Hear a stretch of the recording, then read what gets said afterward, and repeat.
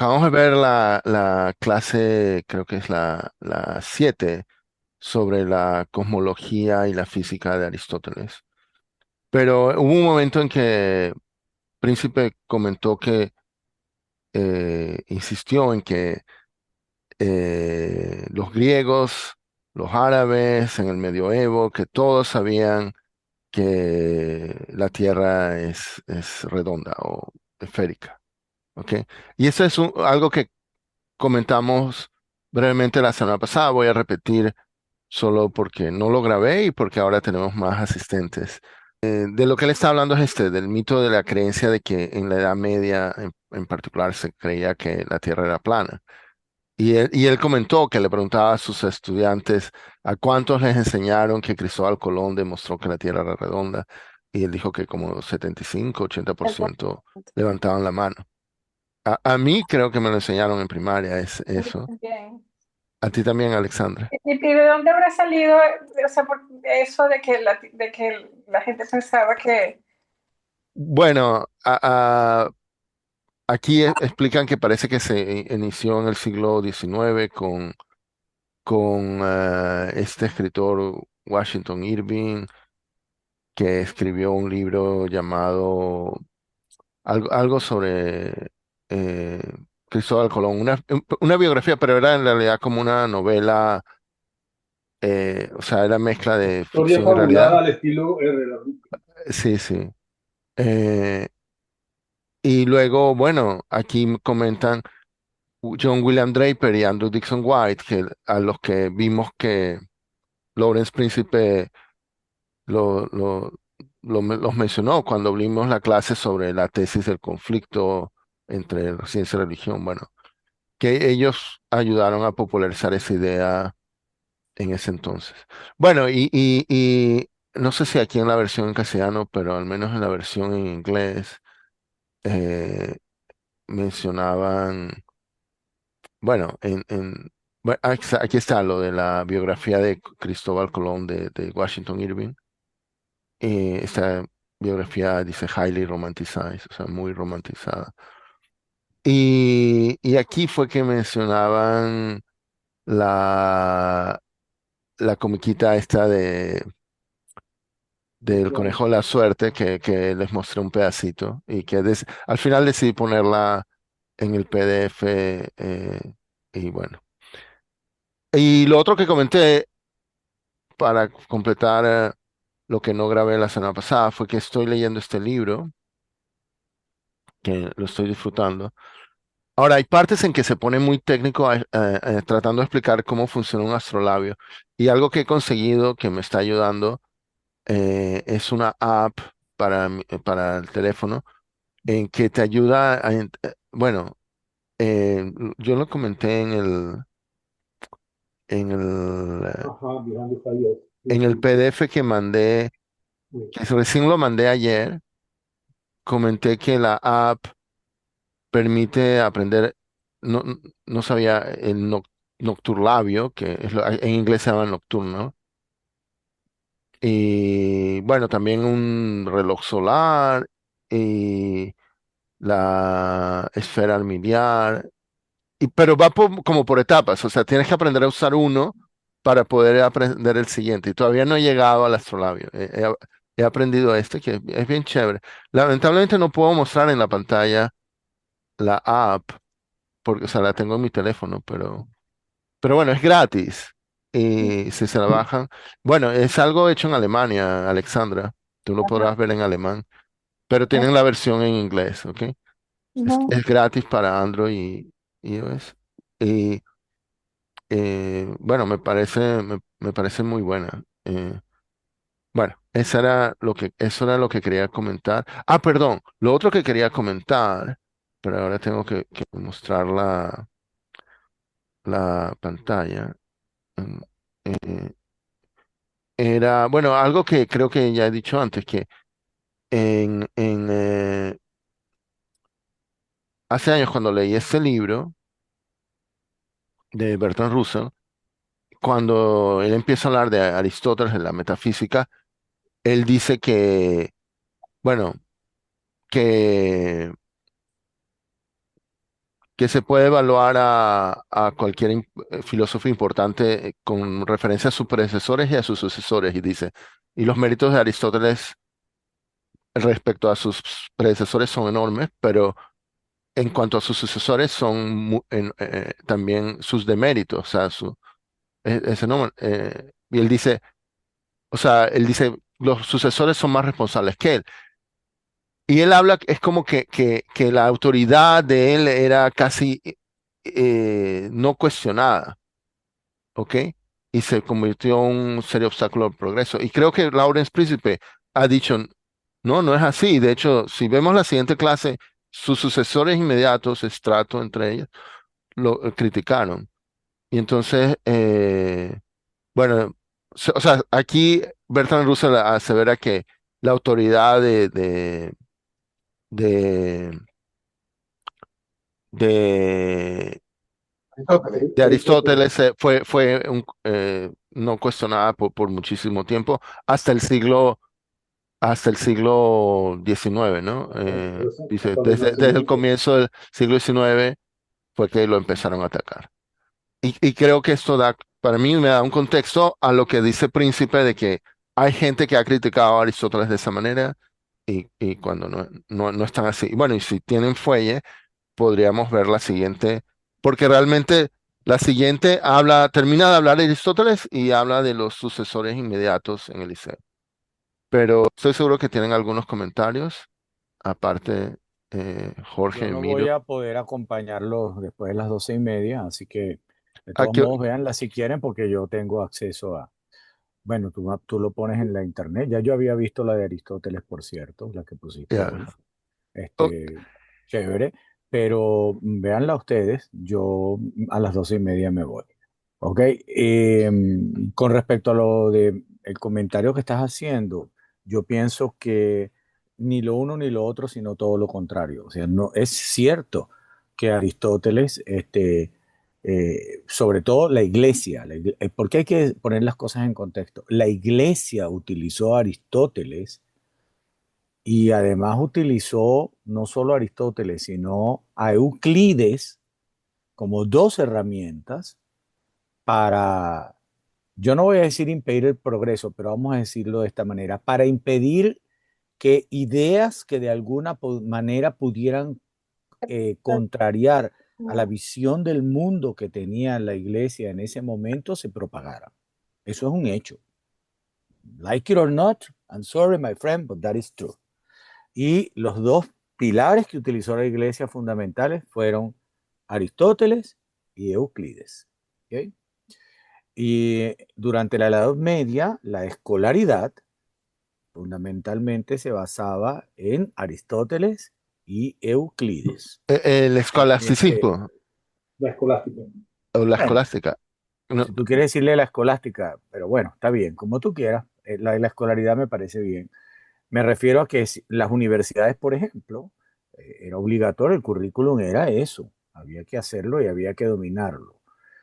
Por otro lado, un científico, El quadrivium. eh, sí, el cuadrilum. En cambio, un científico que estudie con seriedad la evolución, por ejemplo, de la física, te va a decir la famosa frase, no recuerdo quién fue el que la dijo por primera vez, pero aquí se ha comentado, que es que la ciencia se ha levantado sobre los hombros de los grandes gigantes, ¿verdad? Newton. Copérnico se Newton. puso, fue Newton. Newton. No sé si fue Newton, pero lo cierto es que eh, Copérnico se levantó sobre los hombros de Aristóteles con mucho respeto a Aristóteles, pero ciertamente, por ejemplo, la idea de emoción, etcétera, que tenía Aristóteles, que estaba comentando muy bien Prince, fue, yo no diría rebatida, sino más bien corregida, complementada o explicada de otra manera por Galileo. Pero Galileo respetaba a ese. Entonces, cuando hace todos sus estudios sobre el roce, etcétera, no es como decía Aristóteles, que este, las cosas se detenían porque, no recuerdo Faltaba la exactamente fuerza. su argumento, pero resulta que no es así. simplemente la fuerza de roce. Si tú empujas, si no, hubiera seguido para siempre moviéndose como finalmente decía Newton. ¿Okay? Entonces, igualmente, Newton se para sobre Galileo y sobre el mismo, y también sobre Euclides. Kepler. Cuando, por ejemplo, los caballeros templarios en buena medida aparecen para, y los jesuitas, que eran la parte más intelectual de la iglesia, se oponían absolutamente al uso de los infinitesimales y perseguían a quienes usaran los infinitesimales. Habían personas, sin embargo, dentro de la iglesia que defendieron a los infinitesimales, pero la doctrina oficial era que no se podía hablar de eso. ¿Okay? Entonces, decir, por ejemplo, otra cosa, Aristóteles se oponía a la noción de átomo. Él hablaba de su sustancia, ¿cierto? Pero él se oponía a la noción de átomo, totalmente. Él se oponía a la existencia del vacío. Y eso tuvo gran influencia durante muchos, porque Aristóteles era una autoridad. ¿Okay? Entonces, yo creo que muy claramente cuando Bertrand dice eso, se refiere a eso concretamente, ¿verdad? Además, él lo hace como un comentario general sobre los filósofos. Y si tú lo sigues leyendo, luego también dice en ese mismo parágrafo, en ese mismo capítulo que estás leyendo de Bertrand Russell, él luego inclusive lo dice que me lo van a hacer a mí, o sea, se lo hacen a todo el mundo. Okay. Me parece muy honesta la posición y él precisamente habla de lo difícil que es hablar de otro filósofo, precisamente en esos términos. Entonces creo que es injusto decir que Bertrand Russell estaba equivocado y que Prince tiene la razón. No estoy de acuerdo con eso. Es mi punto de vista. Perdón por haberlos interrumpido. Bueno, creo que de repente de repente dos por sesión está bien. Creo que tres ya es mucho. Porque, bueno, no solo porque Miro se va, sino ya tenemos aquí hora y media. A ver, Jorge, seguro tienes comentarios. No, más o menos en línea con lo que está mencionando Emiro, eh, pero quizás es diferente. Cuando uno analiza la historia de las ideas y ve la evolución, tiene que procesar, apreciar el timing. Y yo, que le he metido mucho cabeza al pensamiento presocrático, sin tomar en cuenta lo anterior de Tales, que es el pensamiento en Asia fundamentalmente, mesopotámico, babilonio, el persa. Y hay unos saltos formidables. Y realmente el aporte de Aristóteles organizando un conjunto de ideas es fabuloso, es fabuloso, es fabuloso. Él realmente le da sentido a muchísimas de las cosas y resuelve muchos de los problemas que se plantearon. Todo el pensamiento anterior, incluyendo Platón, tiene esquemas aislados, maneja, por ejemplo, en la teoría del conocimiento, de Platón, que lo vimos en la República, y con lo plantea, creo que hay una notoria diferencia. Y eso que no hemos entrado en la parte más importante de Aristóteles, que yo considero más importante, que es la lógica, ¿no? Estamos hablando de la cosmología y estamos hablando de la física y tal, pero esa no es la parte fuerte de Aristóteles. Lo que inmortaliza a Aristóteles en este momento es su fundamentación lógica, vamos a decir.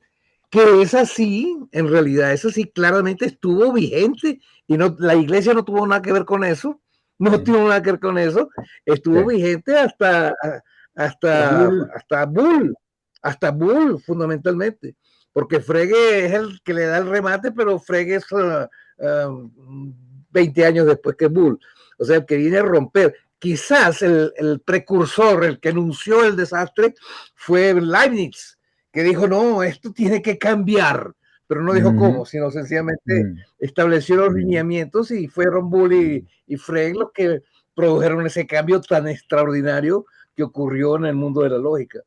Y entonces, claro, pero eso no quiere decir que lo que hizo Aristóteles fue malo, sino que esto no, fue tan formidable que se mantuvo por tantísimo tiempo. O sea que eso es una cuestión de muchísimo mérito, muchísimo mérito. Y lo mismo con el cambio, con el caso de otras ideas. Hemos hablado mucho de Anaximandro, por ejemplo, el amigo de Carlos Rovelli, que es el amigo de Miro.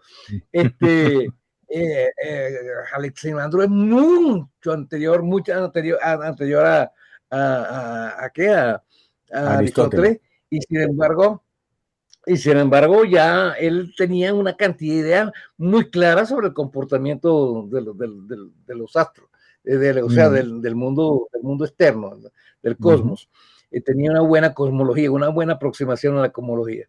Entonces quería decir eso, que yo por lo menos disfruto, a pesar de que he leído bastante, disfruto muchísimo porque le voy viendo los detallitos y voy apreciando cómo es el proceso evolutivo y eso para mí es muy importante. No solamente el saber el qué, sino el saber cómo se llegó a eso. ¿Ok? Y ese es un punto válido. Creo que una de las cosas muy importantes sobre el conocimiento es cuando él destaca contra Platón. Platón no se mete en el por qué. Platón hace una descripción del qué del conocimiento, pero no se mete en el por qué. Y entonces lo que dice Aristóteles, por ejemplo, que lo importante no es el qué, sino el por qué. Y eso me parece que es un aporte valiosísimo dentro de la estructura del conocimiento que sigue teniendo. De paso, es lo que empuja la filosofía natural.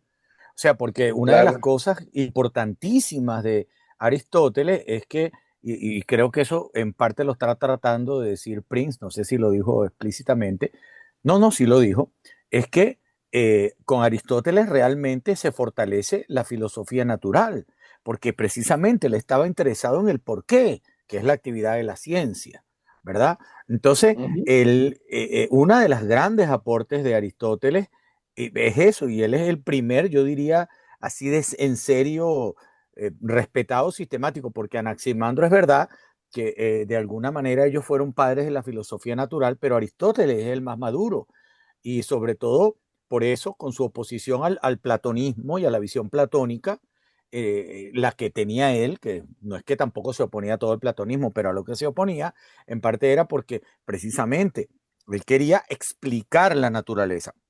Hay otro aspecto que me gusta mucho de Aristóteles, que todavía está vigente, muy vigente, que es su ética, ¿no? Nicómaco.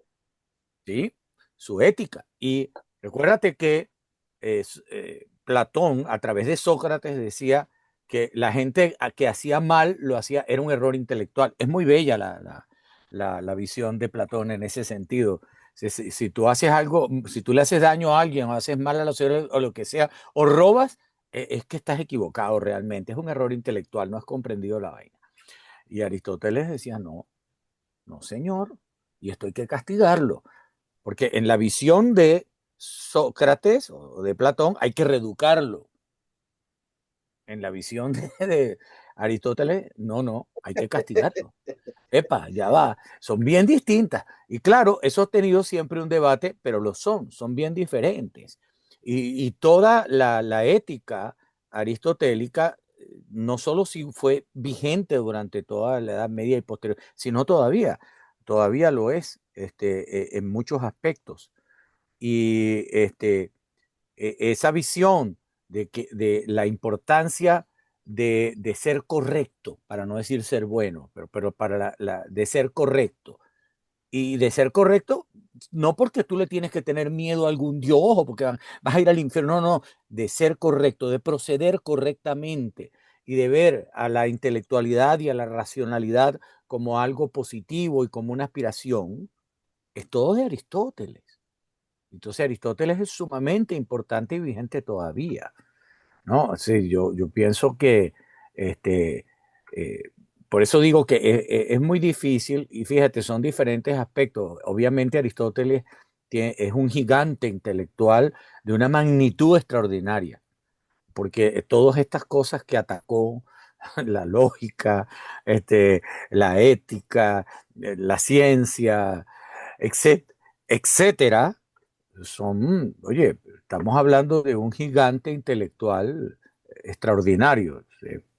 Entonces sí, bueno, sí, es verdad que eh, como pasa con todos los gigantes, después de que imponen una idea, por ejemplo, Newton, al pobre Leibniz lo tenía fregado, pero Leibniz también hizo grandes contribuciones, pero Lo Newton se pegó. imponía. Particularmente acá en su tierra. Sí, Exacto. Sí. sí. Ahora, pero bueno, quiero mostrar algo en mi pantalla respecto a la clase que acá, bueno, de hecho es en la primera que vimos hoy. Este es el outline del curso, este no es Al la, lado, o sea, no, ¿ok? Pero eh, eh, tú decías un gigante intelectual, o sea, wow, pero Aristóteles escribió más de 150 y solamente 30 sobrevivieron. O sea, imagínate. que, o sea, lo consideramos un gigante en base a conocer solamente un quinto de su obra. O sea, es algo increíble. Pero Sí. luego, otra cosa, otra cita de él que me pareció bien interesante es eso, de que Aristóteles dice que los presocráticos estudiaban la naturaleza, pero sin un buen método, y Correcto. Sócrates y Ajá. Platón tenían un buen método, pero no estudiaban la naturaleza. Sí, Mm, correcto. exacto, exacto. Es- Exacto, y yo estoy de acuerdo con eso, es exacto, porque una de las grandes contribuciones, de nuevo, de Aristóteles es el método, Ujú. y eso es lo que lo hace un científico desde mi punto de vista. Claro, epa, recuérdate que o un filósofo natural. No vamos a hablar de ciencia, pues el ok, concepto de ciencia Yo te iba- todavía no había nacido. El ok, ok, concepto ok. de ciencia todavía no había nacido, o sea, vamos a decirlo honestamente, y es un concepto difícil. Yo voy a leer ese libro, ya lo adquirí, el libro que tú estás leyendo. Yo estoy terminando otro que les recomendé que me gusta mucho, que es el que tiene un título parecido al de Príncipe, que es la filosofía de la ciencia, un A breve very short, tratado. a very Sí, short introduction. Una de sí, esas. que es muy bueno. Pero me gusta más que el de Príncipe y que los otros, porque este otro libro se concentra es en los conceptos que están alrededor del tema de la ciencia, de la filosofía de la ciencia. Se concentra más en lo conceptual, en cuáles son los debates conceptuales. Me gusta bastante, es muy bueno. Ya, bien, Entonces, bueno, yo ya lo voy a terminar también, voy por 70% del libro, me falta un ok. poquito.